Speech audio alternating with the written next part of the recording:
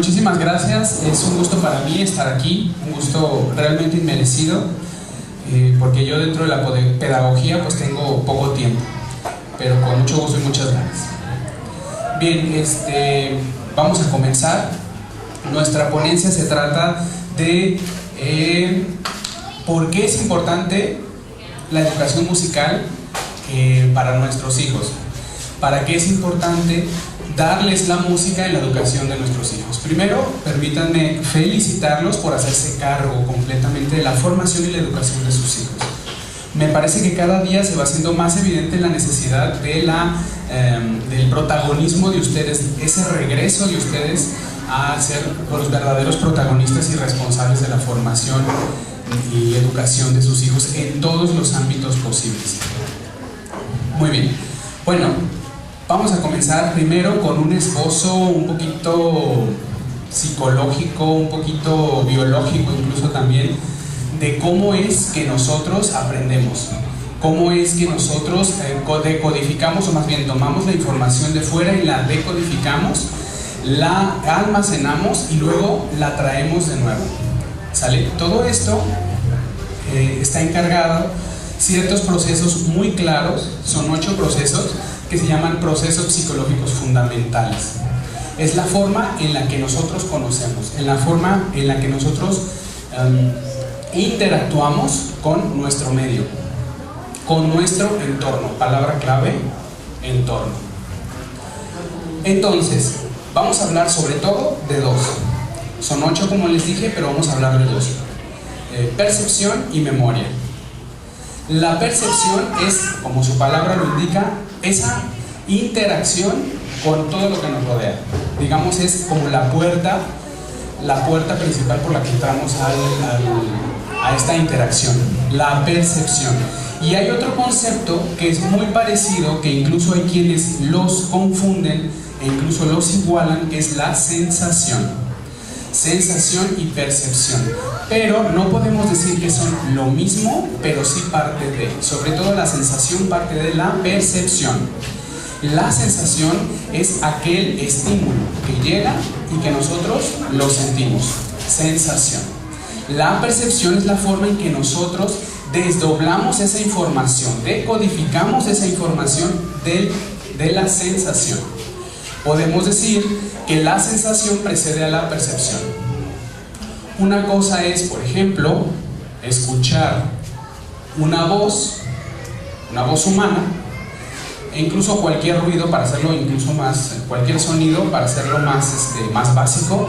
Y otra cosa es reconocer que es una voz humana, reconocer que es la voz de nuestros hijos y el tono y, por ejemplo, de petición. Las mamás, incluso yo creo que también los papás, pero las mamás que tienen más contacto con sus bebés, incluso hacen gala de que son capaces de poder interpretar el llanto de sus bebés. Es la única forma de comunicación no verbal, auditiva que tienen los bebés. Lloran por todo, no porque les duela siempre, sino porque es la forma en que ellos se comunican. Ustedes lo saben perfectamente. Entonces esa es la percepción. Mientras que para muchos de nosotros, yo incluido, que no tengo hijos, oír llorar a un niño solo es sinónimo de ¿a qué hora se calla? Para muchas de ustedes y también muchos de ustedes significa tiene hambre, significa está sucio, significa ya se enfadó, significa tiene sueño. Esa es la percepción diferenciada de la sensación. Muy importante. Bien, pasamos al otro concepto que a lo mejor ahondamos un poquito más, que es el de la memoria. Ya sabemos cómo llega a nosotros la información y cómo la podemos decodificar. Ojo, la percepción no es el único proceso para eso. Tenemos lenguaje, tenemos atención, tenemos motivación y otros procesos, pero nos centramos solamente en ese por cuestión de tiempo y sobre todo para hacerlo más claro. La memoria es aquel proceso por el cual almacenamos esa información y luego el proceso para traerlo de vuelta. El aprendizaje se basa mucho en la memoria, evidentemente.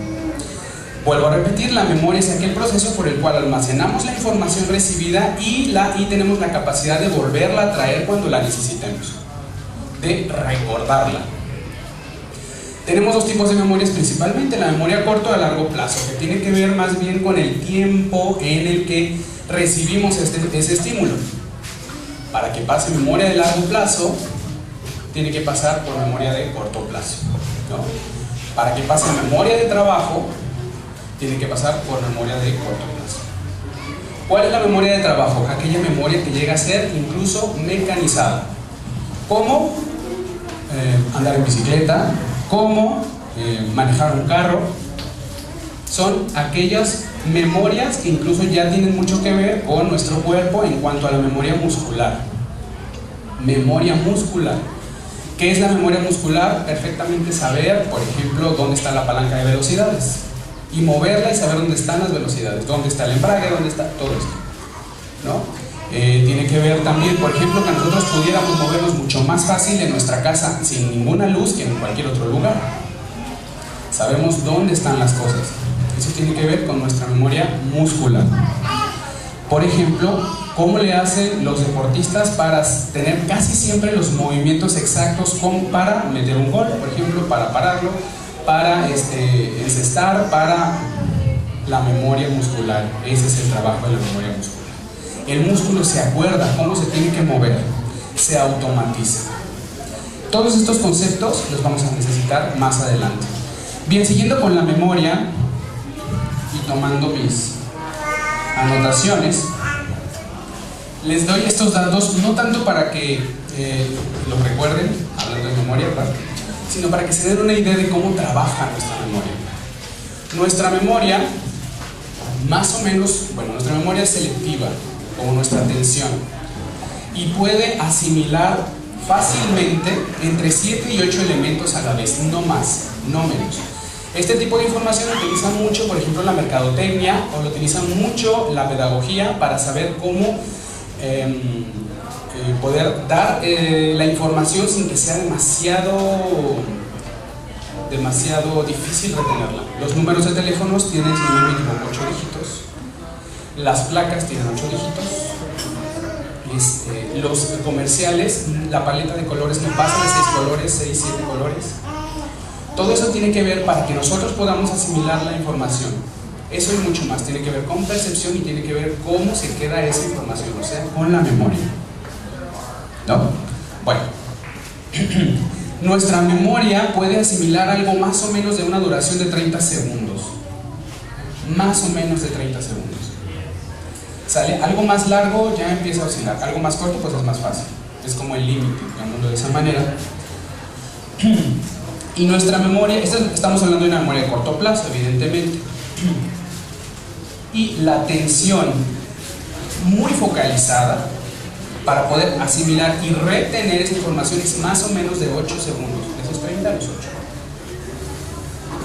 Entonces, para cuando nosotros estemos dándole información a nuestros hijos, sea cual sea dentro de los programas de homeschool, o sea porque los estamos educando, o sea porque los estamos enseñando a ir al baño, porque los estamos enseñando a lo que sea que les estemos dando, entonces tengamos en cuenta estas cosas, ¿sí? No queramos darle toda una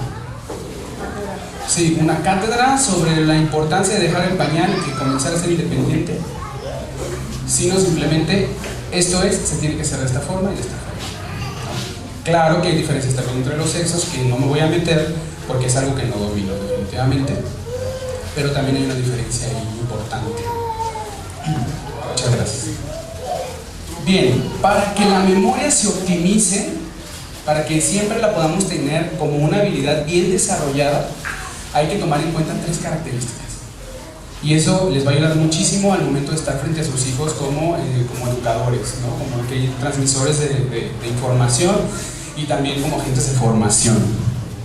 Estamos hablando de involucrar emociones, de involucrar la imaginación y de la asociación.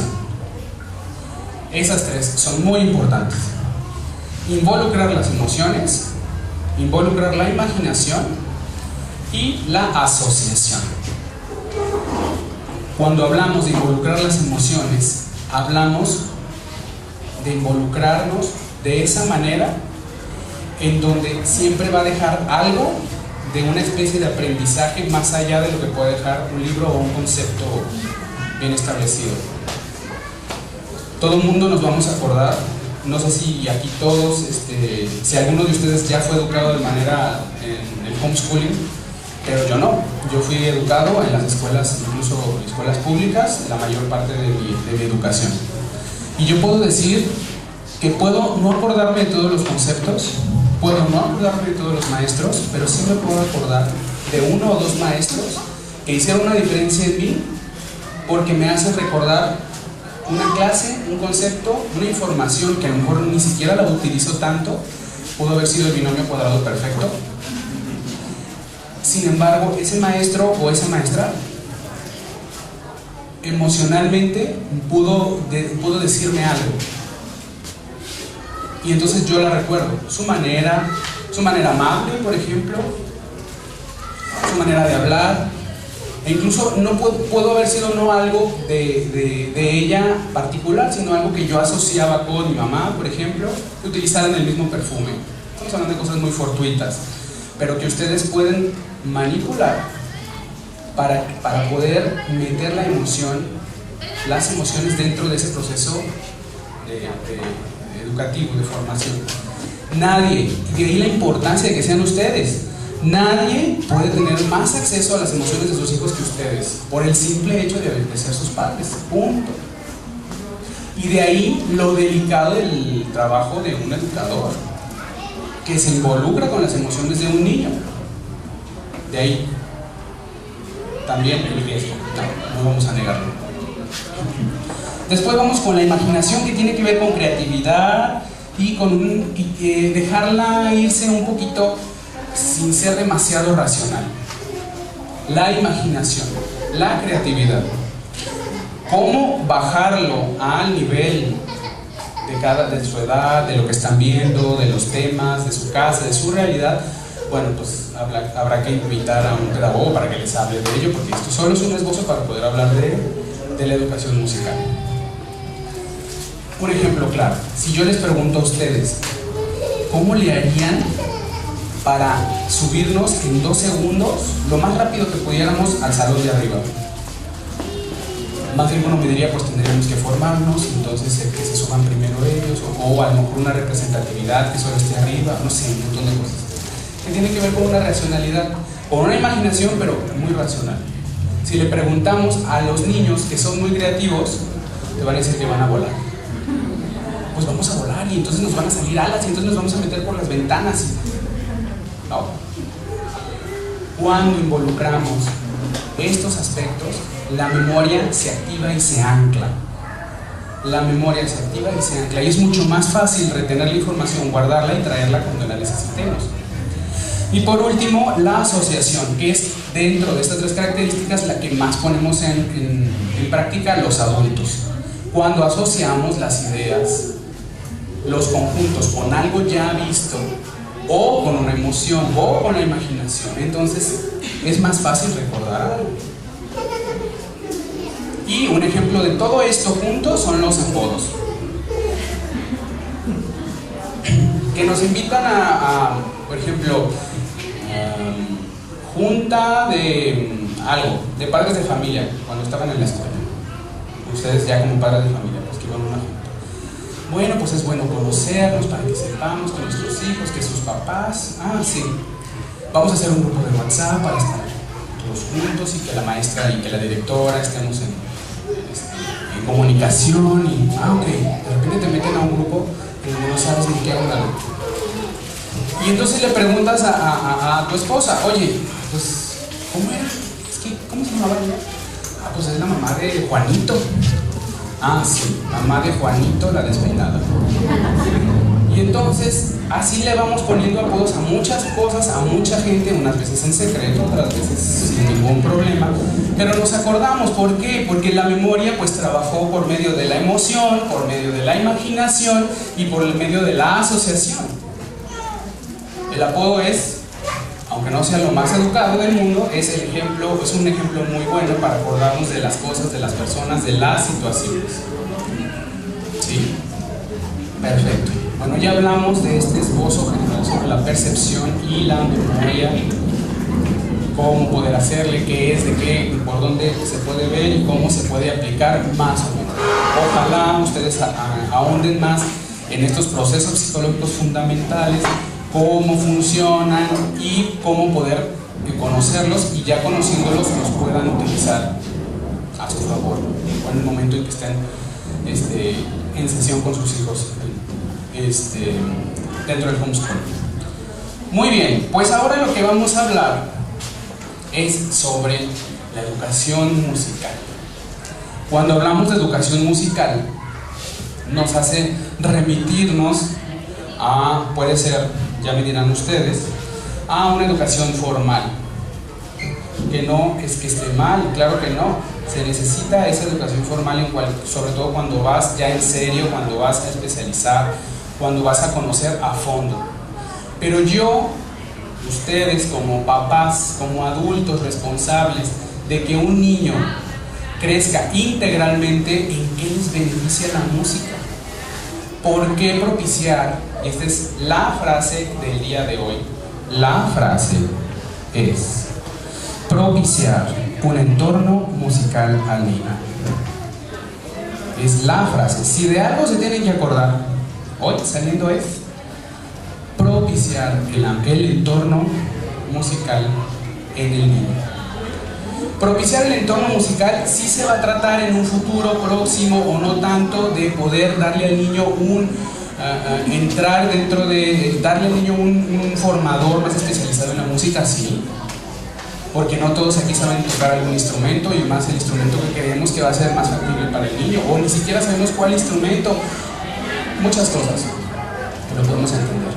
Pero lo que sí podemos, y lo que me atrevo a decir que tenemos que hacer para crear en el niño las habilidades para tener acceso a la música y a las artes en general, es el entorno, propiciar el entorno. Y para ello me voy a basar en una filosofía de la cual la maestra Aida también es muy buena y experta, porque ella sí es maestra de instrumento, en la filosofía Suzuki. La filosofía Suzuki, o la pedagogía Suzuki, de la filosofía sale la pedagogía, es una escuela filosófica de aprendizaje musical que nace de la idea de un violinista y pedagogo japonés, Shinichi Suzuki. El doctor Suzuki comienza a tener ciertas experiencias en su vida que lo hacen llegar a conclusiones muy importantes, pero al mismo tiempo muy claras y muy simples, pero que poca gente se daba cuenta, que es precisamente la creación de un entorno musical al niño, para que él pueda tener las herramientas necesarias para en un futuro poder estudiar un instrumento. Él era violinista, comenzó con el violín, pero ahora se ha diversificado prácticamente a todos los instrumentos. El doctor Suzuki, como lo dice en este libro, se llama Educados con Amor, que es el inicio es la introducción a la filosofía Suzuki. Pues él, cuando era joven, tuvo que salir y vivir un tiempo en Alemania. Él, como dije, era japonés, entonces llegó a Alemania y tenía que aprender alemán, pero le era difícil aprender alemán. Y él se fijó en algo muy importante, que los niños de 3, 4 años ya hablaban alemán, y él no, y era un adulto en plenas facultades, en la cúspide de su capacidad intelectual, le costaba hablar alemán, pero un niño de 3, 4 años ya comenzaba a hablar muy bien el alemán. ¿Por qué? Si evidentemente sus capacidades intelectuales no están tan desarrolladas como las de un adulto, en un sentido biopsicológico, como dije en un principio. Pues ¿qué pasó? Pues ¿qué pasa? Que el niño desde antes de nacer ya oye el alemán. Entonces la filosofía Suzuki también se le conoce como la filosofía de la lengua materna, porque utiliza esta como una analogía para crear ese ambiente musical, así como sin querer los padres crean toda una amalgama cultural, porque pues es en la realidad y en el contexto en el que viven, y pueden hacer que el niño aprenda alemán, que incluso para nosotros suena difícil el concepto de aprender alemán, ya no digamos aprender japonés, ¿verdad? Pero el maestro Suzuki era japonés. De eso se trata. Es muy simple, pero al mismo tiempo de mucho pensar, de la complejidad del día al día, porque sin querer nosotros le damos a nuestros hijos o a los niños con los que tenemos contacto un ambiente y un contexto, una cultura, y dentro de esa cultura pues nuestro lenguaje, porque no hay otra manera que nosotros nos comuniquemos con ellos. Nosotros, aún sabiendo que no saben español, les hablamos en español, ¿no? Y entonces ellos poco a poco van asimilando el lenguaje, lo van asimilando, lo van haciendo propio y van comenzando a entenderlo aún antes de poder hablarlo. Yo estoy fascinado porque yo no tengo hijos, como dije, pero tengo dos sobrinos, precisamente en la edad en la que están comenzando a hablar, uno de 3 años y otro de 1 pasados. Y entonces esos sobrinos, veo cómo puedo hablarle al más pequeño y me puede entender. Puedo decirle ven y viene, puedo decirle no y no lo hace. Ojalá se siguiera, ¿verdad? Y me entiende, y cómo entiende, yo voy comenzando también a entender hasta qué punto para él es fácil entenderme y hasta qué punto pues me va a ver con cara de pues no sé y me voy. Y al más grande, ¿cómo es? Al contrario, él me entiende perfecto, yo soy el que no le entiendo su español súper raro, ¿no?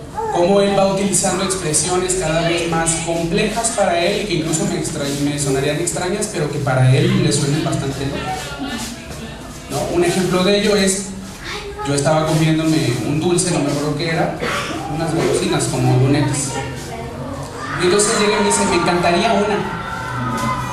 Y yo digo, ¿qué? Claro que no entendía hasta que su mamá me tradujo y me dijo, te está pidiendo una. ¿Pero qué dijo? Que me encantaría una. Pues ¿qué no se dice? ¿Me das una, por favor? Pero en su realidad, en su contexto, pues así lo haría. ¿Por qué? Porque lo vio en la televisión, lo vio en algún lado, lo vio como sea. Pero para él es una forma de pedirlo. Y así muchas particularidades del lenguaje que es muy de acuerdo a su edad. Muy de acuerdo a su edad, ¿no? Poco, pero también lo puedo ver con niños, por ejemplo, que van a ser bilingües, que su proceso es más lento porque tienen que asimilar 2 lenguas, pero que las entienden perfectamente. 2 lenguas sin ningún problema. A lo mejor no las hablan y a lo mejor ni siquiera ya tienen más de 1 año, casi 2 años, y no tienen muchos fonemas resueltos, como lo haría un niño de un solo idioma, pero lo hace. Pero entienden los 2 idiomas. Y así son fenómenos que no nos son extraños a nosotros. Pues se trata de crear lo mismo para nuestros hijos, pero en cuestión al arte y sobre todo en cuestión musical. Ahora me dirán, bueno, ¿y por qué no puedo crear un entorno escultórico para mi hijo? ¿Por qué no puedo crear un entorno en la plástica en general? No, es que sí se puede, no estoy diciendo que no. De hecho, es mucho más la información que más fácil se admite es por la vista que por el oído. Es un 80% de la información que se toma en general es por lo visual. Pero entonces ahí les va lo mío, porque pues es mi equipo. ¿Qué ventajas ofrece la música? No con respecto a las demás artes, sino en general. Primero porque es más fácil. Es más fácil.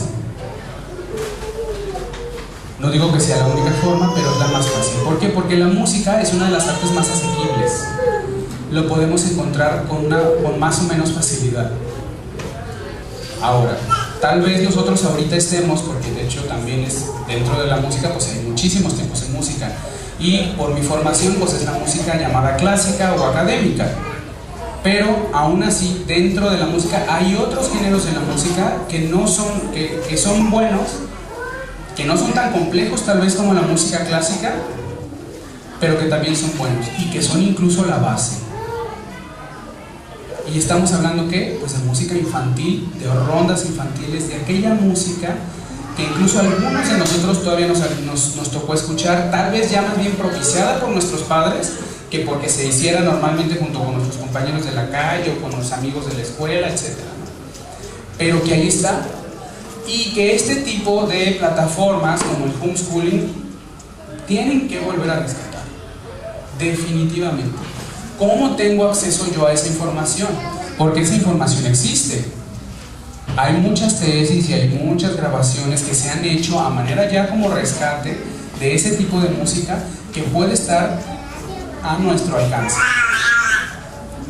Casi al final, que no sé cuánto falte. Ok, muy bien. Podemos hablar sobre eso, sobre qué materiales, dónde los podemos encontrar y qué formas. ¿Vale? Bien. El entorno musical, otra razón, es porque sensibiliza. Una persona que es capaz de sensibilizarse con el arte será capaz de sensibilizarse primero con su entorno, con sus hermanos, con sus padres y con la demás gente que comienza a trabajar con ellos, con sus maestros, con sus familias, con sus vecinos. Y eso es importante. Hago un paréntesis súper rápido. Hoy en día hay muchos programas que hablan sobre la capacidad que tiene la música de crear o de cambiar la conciencia de una comunidad y de rehacer el tejido social. Es como su frase favorita. ¿Puede la música por sí misma cambiar la forma en la que vive una persona? ¿O la música acaso es una especie como de ansiolítico de nuestra forma de vida o de la pobreza? ¿O alguien va a estar contento porque no tiene trabajo pero sus hijos estudian música? Pues no. No podemos pensar que los programas sociales musicales por sí mismos van a hacer un cambio, nada más. No. Los programas sociales musicales van a hacer un cambio tanto cuanto coadyuven y trabajen en conjunto con otros aspectos meramente sociales que tienen que ver con un cambio en el entorno, que tienen que ver con una mejoría de la estabilidad económica y un montón de cosas. Pero, ¿en qué ayuda ese tipo de programas? Ayuda en que crea en el niño las habilidades y las disciplinas para poder buscar algo mejor, eso sí. Definitivamente. Ustedes oyeron que yo soy maestro en Guadalajara, que es del programa de Orquestas Sinfónicas Esperanza Azteca. Y esa es una de las finalidades, ¿no? Una finalidad social. Pero por sí misma, la música no te va a hacer mejor persona. Así como hay muchos genios en la historia de la humanidad que fueron artistas o que tenían cierta habilidad y gusto por el arte y la música, pues también hay muchas gentes que, sin ser demasiado buenas, ¿no? O tener ciertos aspectos que se les puede juzgar por ellos, también eran amantes de la música y del arte, ¿no? ¿Qué es lo que hace la música? Que te da las disciplinas, que te da las habilidades para poder ser un mejor ciudadano. ¿Por qué? Porque te sensibiliza ante las necesidades de los demás. Te hace un mejor ciudadano porque te sensibiliza en la necesidad de vivir en un entorno limpio, en un entorno, te sensibiliza en las necesidades de los demás y en muchos más aspectos que socialmente sí comienzan a hacer, a traslapar y a hacer un poco, a tomar conciencia de vivir de la sociedad y cómo vivir en la sociedad. Esa es la importancia. La gente necesita, o el niño necesita del arte, porque el arte también va a necesitar de ese niño cuando crezca. Y también tiene que ver con esa sensibilidad. Hoy por hoy, hablar de ir a escuchar un concierto al Teatro de Gollado con la Orquesta Filarmónica, o ir a escuchar un concierto con el Coro del Estado, o ir a ver el ballet, o incluso prender un rato la tele en algún canal cultural porque van a pasar, digamos, el Cascanueces o Madame Butterfly o alguna cosa de esas, pues no nos es tan familiar. No nos es tan familiar a algunos de nosotros, tal vez. Y pues mejor otra cosa, mejor algo de lo que ya tengamos como más facilidad, que estemos más familiarizados. ¿Y qué es lo que pasa ahí? Pues que nosotros no crecimos en ese entorno y no nos es familiar. y puede gustarnos, pero ya después cuando tengamos algo que nos hizo ir a ver algo a fuerza y entonces digamos, ay mira, pues si no está tan mal, ¿verdad? Mira, hasta me gustó. Y qué bueno, pero si pudiéramos propiciarle eso a nuestros hijos, ojo, no estoy diciendo que, porque también no soy muy fanático de las cuestiones estas de Baby Mozart y de Baby Einstein, del efecto Mozart, que me parecen todavía más cosas apegadas a algo imaginario que algo científico o algo que se pueda hacer más, sí, más tangible. Pero lo que sí es crear ese entorno musical con música clásica, pero también con música infantil, con otro tipo de música que, ojo, ¿qué criterios? Ahorita les vemos rápidamente porque se está yendo el tiempo. ¿Qué criterios necesito yo como padre para saber si alguna música es buena, propicia para ese ambiente? ¿No? Esos criterios vamos a verlos rápidamente. El primero de ellos es no juzgar la instrumentación de lo que está hecho, sino el ritmo y el mensaje. Ritmo y mensaje. Hay ritmos que por sí mismos fueron hechos para otra realidad que no es para un niño, por más cosas bonitas que digan. Estamos hablando de ritmos que inviten, que inciten a actividades que no son para niños.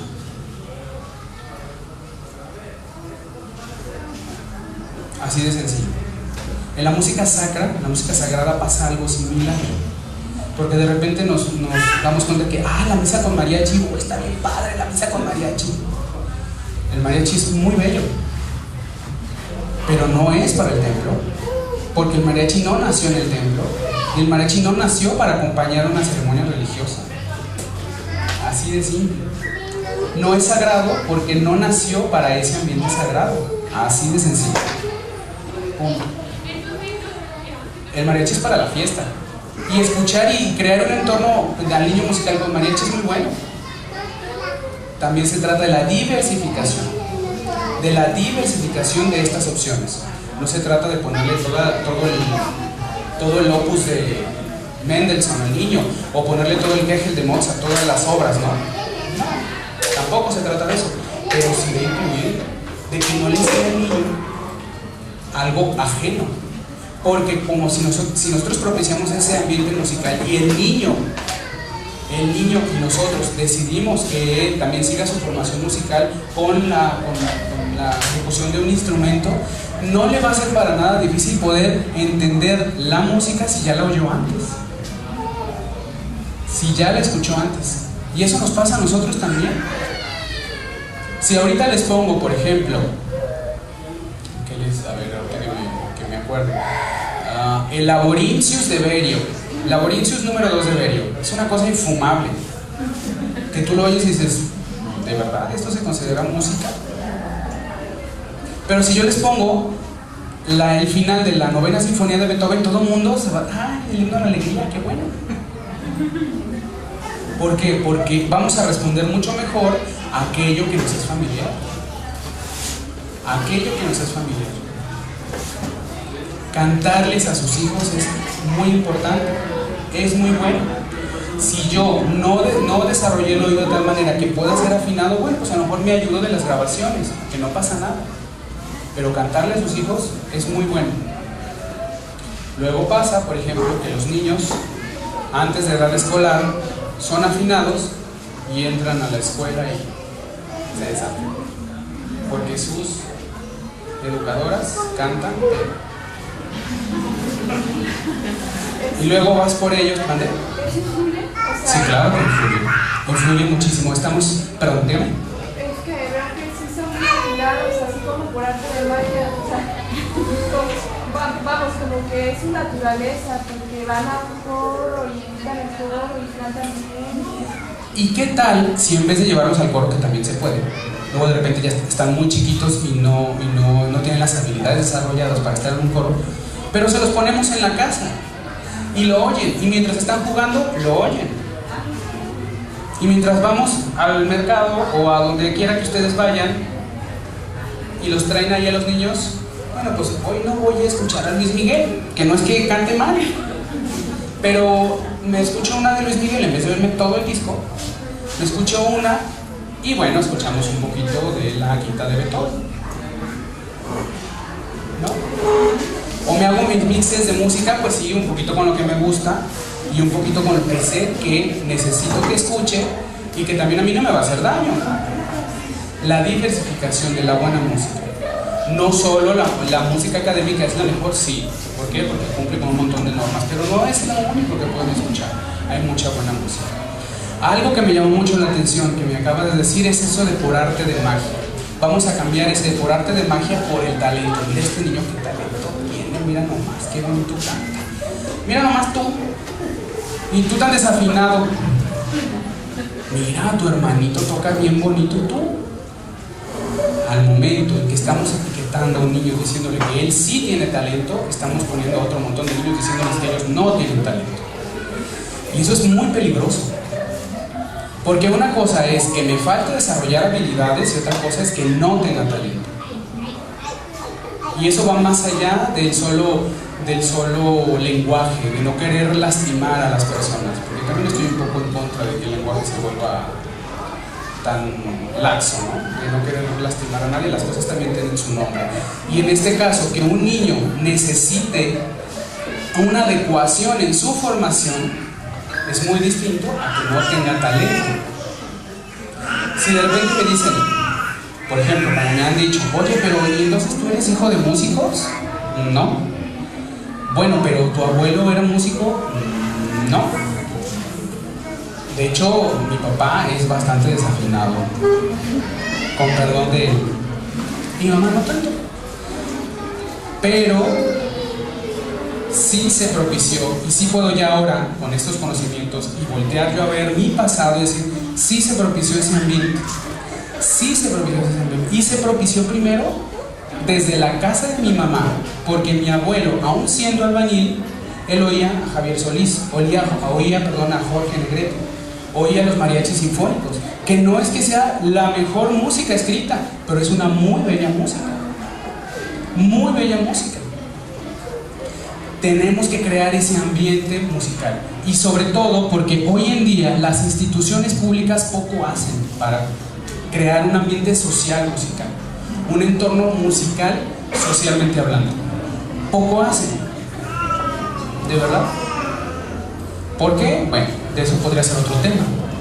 Pero poco se hace. Y no solo me refiero a instituciones públicas gubernamentales, me refiero a todas las instituciones públicas o privadas en un sentido de dónde les llega el dinero, pero que tienen acceso a la población en general. ¿Por qué? Porque nos metemos a una fiesta patronal y lo que oímos pues no es la banda más refinada del mundo, ¿verdad? Porque nos vamos a